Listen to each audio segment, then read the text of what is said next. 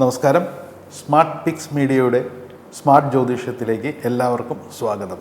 ഞാൻ ബ്രഹ്മശ്രീ രാജാകൃഷ്ണമൂർത്തി, വണ്ടാനത്ത് മഠം. ഇന്ന് ഞാനിവിടെ അവതരിപ്പിക്കുന്ന അല്ലെങ്കിൽ നിങ്ങൾക്ക് നിങ്ങളുടെ അറിവിലേക്കായി എത്തിക്കുന്ന കാര്യം എന്ന് പറഞ്ഞാൽ വാസ്തുവും വൃത്തിയും. എന്താണ് വാസ്തുവും വൃത്തിയും തമ്മിലുള്ള ബന്ധം? സാധാരണ നമ്മളിപ്പം രാത്രി ഭക്ഷണമൊക്കെ കഴിഞ്ഞ് വീടുകളിൽ മിക്ക വീട്ടമ്മമാരും, എൻ്റെ പെങ്ങന്മാരും എൻ്റെ ഭാര്യയും ചെയ്തുകൊണ്ടിരുന്ന കാര്യങ്ങളാണ് അടുക്കള അവിടെ പോയി അടച്ച് ക്ലിയർ ചെയ്യാതെ രാവിലത്തേക്ക് അത് മാറ്റി വെക്കും. അത് ശരിക്കും പറഞ്ഞാൽ സയൻറ്റിഫിക്കലി പറഞ്ഞാലും നമ്മൾ കഴിച്ച ഭക്ഷണ പദാർത്ഥങ്ങളിൽ ഇരുന്ന ബാക്ടീരിയാസും അത് സയൻറ്റിഫിക്കലി അത് നമുക്ക് ഭയങ്കരമായിട്ട് ഹാം ചെയ്യും. നമ്മൾ വീട്ടിൽ വെക്കുന്ന മറ്റുള്ള ഭക്ഷണ വസ്തുക്കളിലേക്ക് കയറി അതവിടെ പരക്കുകയും അത് രോഗത്തിലേക്ക് നയിക്കുകയും ചെയ്യും. അപ്പം അതുകൊണ്ട് തന്നെ പഴയ ആൾക്കാർ, എൻ്റെ അമ്മ, മുത്തശ്ശൻ, മുത്തശ്ശി ഇവരൊക്കെയുള്ള കാലഘട്ടത്തിൽ ചെയ്തുകൊണ്ടിരിക്കുന്നത് ഈ അടുക്കള രാത്രി വൃത്തിയായിട്ട് കഴുകി വെടിപ്പാക്കിയിടും. ഒരു മൊന്ത ജലം കൂടെ അവിടെ കരുതും. എന്താണ് ജലം? വരുണഭഗവാനെ നമ്മളവിടെ പ്രസാദിപ്പിച്ചു കഴിഞ്ഞാൽ രാവിലെ ചന്ദ്രൻ്റെയും സൂര്യൻ്റെയും സംഗമവേളകളിൽ അത് നമ്മുടെ അടുക്കള എപ്പോഴും ഐശ്വര്യമായിട്ടും ആരോഗ്യമായിട്ടും അവിടെ നിൽക്കുന്ന ജലത്തിൽ നിന്നും കണികകൾ നമ്മുടെ ഭക്ഷണ പദാർത്ഥത്തിലേക്ക് പതിക്കുകയും അങ്ങനെ ഒരു വിശ്വാസമുണ്ട്. അപ്പം അത് എന്നും നമുക്ക് നല്ലൊരു ജീവിതത്തെ പ്രാധാന്യം ചെയ്യും. വാസ്തുവിൽ തന്നെ അതുപോലെ തന്നെ നമ്മൾ എപ്പം വീട് വൃത്തിയാക്കാം, എപ്പോഴാണ് നമ്മൾ വീട് ശുചീകരിക്കേണ്ട സമയങ്ങൾ. ഇപ്പോൾ സാധാരണഗതിയിൽ മധ്യാഹ്നമാണ് മിക്ക വീടുകളും ഞാൻ കാണുന്നത്. രാവിലെ നമ്മൾ കിടക്കുന്ന സ്ഥലം, കിടക്കുമ്പോൾ നമ്മുടെ ശരീരത്തിൽ നിന്നും ഒരു നെഗറ്റീവ് എനർജി, നമ്മളുടെ ആത്മാവ് ശരീരത്തിൽ നിന്നും വിട്ടുപോകുമെന്നാണ്. നമ്മുടെ ശരീരത്തിലെ ദശപ്രാണനുകളിൽ പഞ്ചപ്രാണനുകൾ പുറത്തു പോയി തിരിച്ചു വരും. അപ്പോൾ ആ തിരിച്ചു വരുന്ന സമയത്ത് നമ്മളൊരു മരണാസന നിലയിലായിരിക്കും നമ്മൾ കിടക്കുന്നത്. ഉണർന്നു കഴിയുമ്പോഴത്തേക്ക് അത് മാറും. അത് കാരണം നമ്മൾ ഉറങ്ങുന്ന സ്ഥലം, ബെഡ്റൂമിൽ നമ്മൾ എണീറ്റ് കഴിഞ്ഞാൽ ഒരു ശകലം ജലം തെളിച്ച്, അതായത് വെള്ളം കുടഞ്ഞ് എണീറ്റ് കഴിഞ്ഞ് ഫ്രഷായി വെള്ളം കുടഞ്ഞ് അവിടുത്തെ ജനലും വാതിലുകളൊക്കെ തുറന്നിട്ട് വായു സഞ്ചാരത്തിന് അനുയോജ്യമാക്കി കൊടുത്തു കഴിഞ്ഞാൽ തന്നെ ബെഡ്റൂമിൻ്റെ നെഗറ്റീവ് നമുക്ക് മാറി കിട്ടും. വേണമെങ്കിൽ പരീക്ഷ നോക്കാം. ഇപ്പം നിങ്ങളുടെ വീട്ടിൽ ലിവിങ് ആണെങ്കിലും മറ്റുള്ള മുറികളെ കാട്ടി ഏത് റൂമുകളിൽ നിങ്ങൾ ചെന്ന് കയറുന്നു, ബെഡ്റൂമിൽ കയറുമ്പോൾ നമുക്ക് പെട്ടെന്നൊരു തളർച്ച പോലെ നമുക്ക് ഫീൽ ചെയ്യും. ഉറങ്ങാനുള്ള മോട്ടീവ് ഭയങ്കര കൂടുതലായിരിക്കും. അതുകൊണ്ടാണ് അവിടെ ഈ നമുക്ക് എനർജി ലെവൽ എപ്പോഴും കുറവായിരിക്കുന്നത്. അതുപോലെ വീട്ടിൽ പൂജാമുറി ആവശ്യമോ? വീട്ടിൽ പൂജാമുറിയുടെ ആവശ്യമെന്ന് ചോദിച്ചു കഴിഞ്ഞാൽ പണ്ട് കാലത്ത് ഇല്ലങ്ങളിലൊന്നും വീടുകളോട് ചേർന്ന് പൂജാമുറികളില്ലായിരുന്നു. എന്തുകൊണ്ടെന്ന് പറഞ്ഞാൽ ഉമ്മറത്താണ് വിളക്ക് വെക്കേണ്ടത്. ഈ പൂജാമുറി എന്ന് പറയുന്നത് നമ്മളവിടെ ഒരു വിളക്ക് തിരി കത്തിച്ച് തുടങ്ങിയാൽ നമ്മളവിടെ 365 ദിവസവും തിരി കത്തിക്കേണ്ടി വരും. ഇന്നത്തെ ആധുനിക യുഗത്തിൽ നമുക്ക് പല ജോലി സംബന്ധമായിട്ടുള്ള യാത്രകൾ, കുടുംബ ബന്ധങ്ങൾ ആയിട്ടുള്ള യാത്രകൾ, ഇതൊക്കെ വരുമ്പോഴത്തേക്കും നമ്മൾ ഗൃഹം അടച്ചിടുമ്പം ആ പൂജാമുറി അവിടെ അടച്ചിടുന്നു. അപ്പം അടച്ചിടാതെ വരുമ്പോഴത്തേക്കും ദേവനോ ദേവിയോ നമ്മുടെ ആ വിശ്വാസത്തിന് അവിടെ ആ ദീപം തെളിയിക്കാൻ പറ്റിയില്ലെങ്കിൽ അത് നമുക്ക് ദോഷമായിട്ട് വരും. നട തുറന്നിരിക്കുമ്പോൾ, അതായത് നമ്മുടെ വീടിൻ്റെ ഉമ്മറത്തെ വാതിൽ തുറന്നിരിക്കുമ്പോൾ അവിടെ ഒരു വിളക്ക് വെച്ച് നമ്മൾ നാമം ജപിക്കുന്നത് അത് അത്യുത്തമമായിരിക്കും. അതുപോലെ തന്നെ നമ്മളുടെ ശുദ്ധി, ശരീരശുദ്ധി. എപ്പോഴും നമ്മൾ കുളിക്കേണ്ടത് ഒരു ദിവസം 3 സന്ധ്യകളെന്ന് പറയും. പ്രഭാത സന്ധ്യ, മധ്യാഹ്ന സന്ധ്യ, സായം സന്ധ്യ. ഇതിൽ പ്രഭാത സന്ധ്യയും സായം സന്ധ്യയിലും നമ്മൾ ശരീരം നന്നായിട്ട് വൃത്തി കഴുകി എടുത്തു കഴിഞ്ഞാൽ നമുക്ക് നമ്മുടെ ശരീരത്തിൽ വന്ന് പതിക്കുന്ന അണുക്കളും അങ്ങനെയുള്ള നെഗറ്റീവ് എനർജിയും ജെയിംസും എല്ലാം മാറിക്കിട്ടും. അതിൻ്റെ കൂട്ടത്തിൽ തന്നെ ചാൻറ്റിങ്, അതൊരു നല്ലൊരു പ്രവണതയാണ്. മന്ത്രജപം, അവരവരുടെ വിശ്വാസത്തിലേക്ക് പ്രാർത്ഥനകൾ. ഇപ്പം ക്രിസ്തീയ ഭവനങ്ങളിലാണെങ്കിൽ സന്ധ്യ കഴിഞ്ഞ് കഴിഞ്ഞാൽ കയ്യാലും മുഖങ്ങൾ കഴുകി ചെയ്യുന്നുണ്ട്. ഇസ്ലാം വിശ്വാസത്തിലും അതുപോലെയുണ്ട്. അതില്ലാത്തത് ഹൈന്ദവ വിശ്വാസത്തിലാണ്. ആ വിശ്വാസം നമ്മളൊന്ന് മാറ്റിപ്പിടിച്ച് നോക്കിക്കഴിഞ്ഞാൽ നമ്മൾ കുറച്ച് നേരം നമ്മൾ ഒരു മെഡിറ്റേഷൻ പോലെ ഇരുന്ന് നമ്മൾ ജപിച്ചു കഴിഞ്ഞാൽ നമുക്ക് കിട്ടുന്ന ഒരു എനർജി, ആ എനർജി നമ്മളുടെ വീട്ടിൽ നിന്നാണ് നമ്മൾ ചെയ്യുന്നതെങ്കിൽ ആ വീട്ടിലെ അന്തരീക്ഷത്തിന് അത് വളരെ ഗുണകരമായിട്ട് ചെയ്യും. അവിടെ വാസ്തുപരമായിട്ടുള്ള എന്തെങ്കിലും പ്രശ്നങ്ങൾ ഉണ്ടെങ്കിൽ പോലും അത് ഒരു പരിധി വരെയും നമുക്ക് മറച്ചു വെക്കാൻ പറ്റും. അപ്പോൾ ഏതൊരു വീട്ടിലും വൃത്തി ആവശ്യമാണ്, ശുദ്ധി ആവശ്യമാണ്, നാമജപങ്ങളും ഇത്യാദികളും വളരെ അത്യാവശ്യമാണ്. അതുപോലെ തന്നെ നമ്മുടെ വീടിൽ ജലരാശി എവിടെയാണ്, ഇല്ലേ വെള്ളത്തിന് സ്ഥാനം കാണുന്നത് എവിടെയാണ്? മിക്കവരും ബോർവെല്ലല്ലേ വലിയ കുഴപ്പമില്ല എന്ന് പറഞ്ഞ് വീടിൻ്റെ വെള്ളം കിട്ടുന്ന ഭാഗങ്ങളിലും പൈപ്പ് കുറഞ്ഞു പോകുന്ന ഭാഗങ്ങളിലും ജലരാശി അല്ലാത്ത സ്ഥലങ്ങളിൽ നിന്നും ജലം എടുക്കാറുണ്ട്. പക്ഷേ അത് നമ്മുടെ വാസ്തുവിന് വളരെ തെറ്റായ ഒരു ഘടകമാണ്.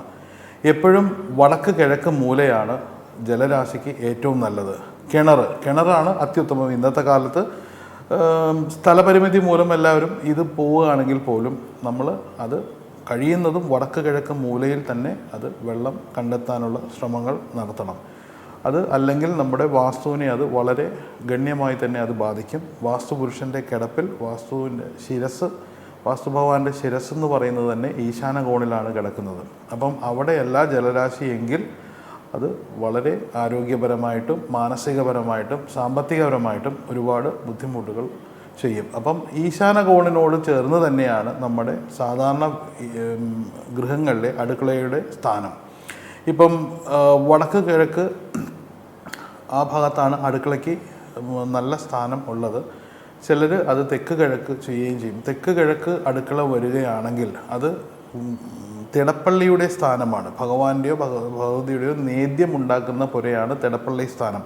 ചില ബ്രാഹ്മണ ഇല്ലങ്ങളിലും അത് കാണാൻ സാധിക്കുകയുണ്ടാകും, തെക്ക് കിഴക്ക് ഭാഗത്ത് അടുക്കള. പക്ഷേ അവിടെ അടുക്കളയോട് ചേർന്ന് തന്നെ അവരതിന് വേണ്ടിയിട്ടുള്ള കാര്യങ്ങളെല്ലാം അവരവിടെ ചെയ്യുകയും അതുപോലെ മത്സ്യമാംസാദികൾ പോലെയുള്ള വസ്തുക്കൾ അഗ്നികോണിൽ വരുന്ന അടുക്കളയിൽ അത് ആരും പാകം ചെയ്യാറില്ല.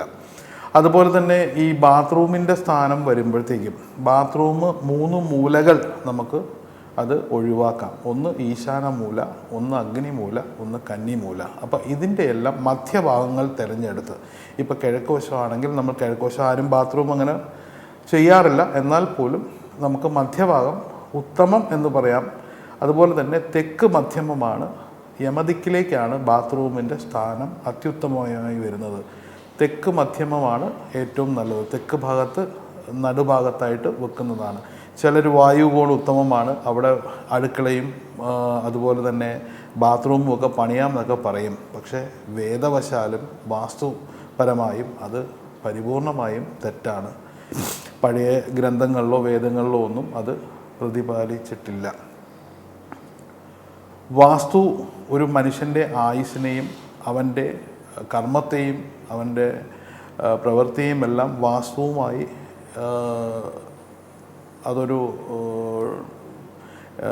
ഇപ്പം അത് വളരെ ഈസി ആയിട്ട് പറയുകയാണെങ്കിൽ ഒരു വാഹനത്തിന് 4 ടയറുകളുണ്ട്. 3 ടയറുകൾ ഓക്കെയാണ്. ഒരു ടയർ പഞ്ചറാണെങ്കിൽ പോലും നമുക്കത് ആ വാഹനം നമുക്ക് ഉപയോഗിക്കാൻ പറ്റില്ലല്ലോ എന്ന് പറഞ്ഞ പോലെയാണ്. അതിനകത്ത് ഒരു കാര്യം നമ്മൾ വിട്ടുപോയാൽ പോലും അത് നമ്മുടെ ജീവിതത്തെയും സമാധാനത്തെയും അത് വളരെ ഭംഗിയായിട്ട് അത് ബാധിക്കും.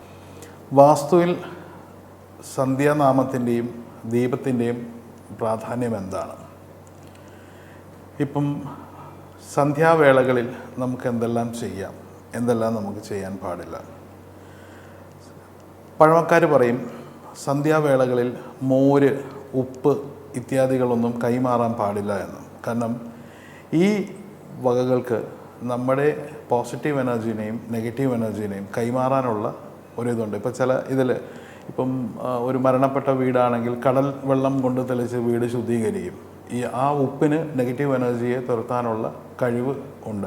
അപ്പം നമ്മൾ സന്ധ്യയ്ക്ക് ദീപം കത്തിച്ച് വെച്ച് നാമം ജപിച്ച് നമ്മുടെ ആ എൻവയറമെൻറ്റിൽ ഒരു പോസിറ്റീവ് നിൽക്കുന്ന സമയത്ത് നമ്മൾ ഈ ഉപ്പ്, മോര്, പുളിയുള്ള ഐറ്റംസ് എല്ലാം നമ്മൾ കൈമാറിക്കഴിഞ്ഞാൽ അതിലുപരി അതിനോടുകൂടെ തന്നെ ഈ സംഭവങ്ങൾ പോകും. അതുപോലെ മത്സ്യമാംസാദികൾ ഈ സന്ധ്യ കഴിഞ്ഞ് കഴിഞ്ഞാൽ മറ്റുള്ള വീടുകളിലേക്കോ ഗൃഹങ്ങളിലേക്കോ കൊണ്ടുപോകില്ല. ആരും കൈമാറ്റം ചെയ്യാൻ പറ്റില്ല. കാരണം ഈ ദുരാത്മാക്കളും ഇതൊക്കെ ഇന്നത്തെ ആധുനികതയ്ക്ക് അത് വിശ്വസിക്കാൻ പറ്റാത്ത ചില കാര്യങ്ങളുണ്ട്. എന്നാൽ പോലും അത് ക്യാരി ചെയ്യുമ്പോഴത്തേക്കും ആ വീടിൻ്റെ ഐശ്വര്യം അവിടെ കുറഞ്ഞു വരുന്നതായും അത് കാണുന്നുണ്ട്. ഒരുപാട് അനുഭവങ്ങളിൽ നിന്നാണ് ഞാൻ ഈ പറയുന്നത്.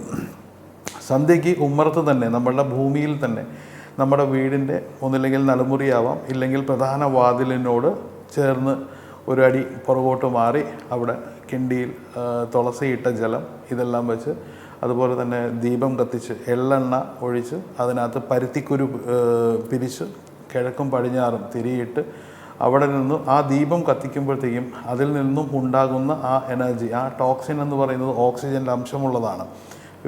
ഒരു ദീപം കത്തുമ്പോൾ 150 ഗ്രാം ഓക്സിജൻ ഇതാകും. സംശയമുള്ളവർക്ക് നിന്ന് പരീക്ഷിച്ച് നോക്കാം.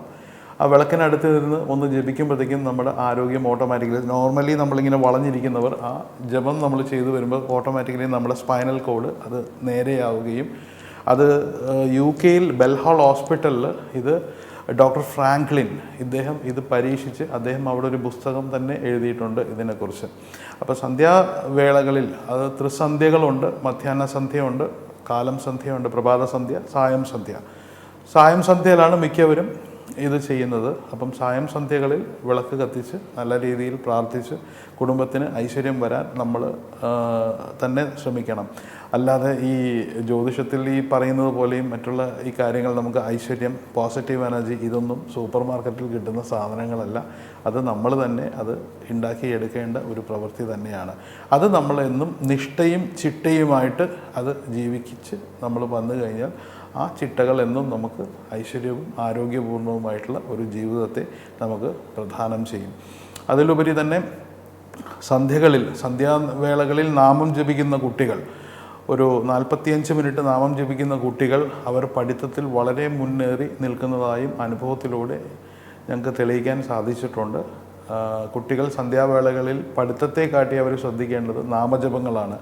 പഠിക്കാനുള്ള മുഹൂർത്തം എന്ന് പറയുന്നത് ബ്രാഹ്മ മുഹൂർത്തമാണ്. വെളുപ്പാൻ രാവിലെ 4:30 മണിക്ക് എണീറ്റ് നമ്മൾ വായിക്കുന്ന പദ്യമാണെങ്കിലും ഗദ്യമാണെങ്കിലും നമ്മൾ സ്വീകരിക്കുന്ന വിദ്യകളെല്ലാം നമ്മുടെ ബുദ്ധിയിൽ നിന്നും വിട്ടുപോവുകയില്ല.